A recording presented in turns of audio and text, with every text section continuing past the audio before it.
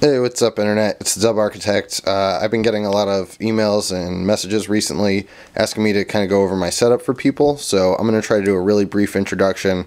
I'm not going to go into detail on everything, but hopefully this gives you guys kind of an idea of how I dub songs.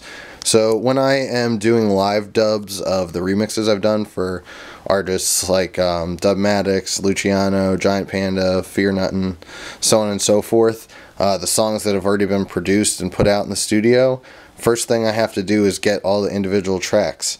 So I need things, basically when I get the stems, I get all the individual sources of each sound. So, you know, for each guitar there is an individual track, and there might be more than one if they've used more than one microphone to record the guitar, and you know, the snare on the drums has its own and the hi-hats have its own track.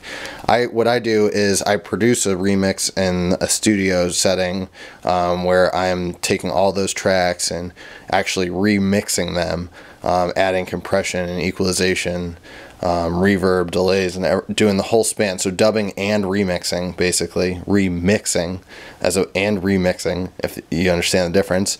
What I try to do when I live dub things is simplify things down to 7 or 8 tracks. So I have that here. I use an Akai APC40 to control Ableton.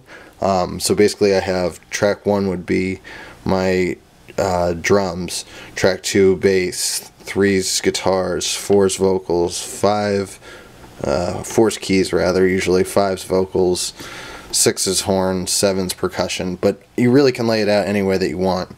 So up here I just use a scene launch button to start the song.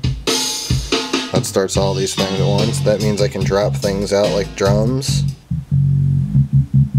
since I've grouped them all together, the bass. But now really what, you know, a big part of dubbing is setting up these effects loops up here. So you can kind of see I've send A, B, C, right?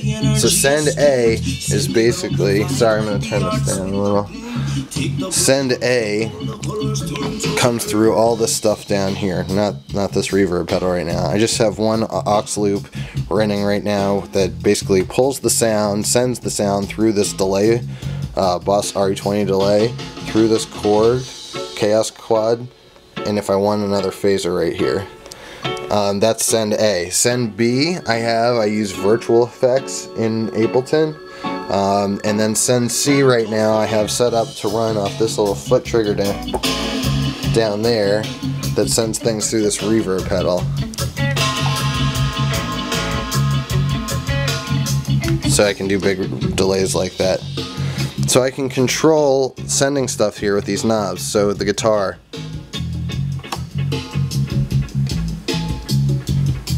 I can crank.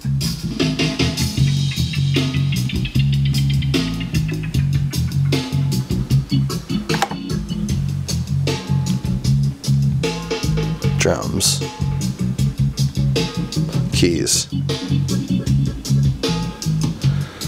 Yeah, so then I could go over all this stuff, but I think you guys can find enough videos.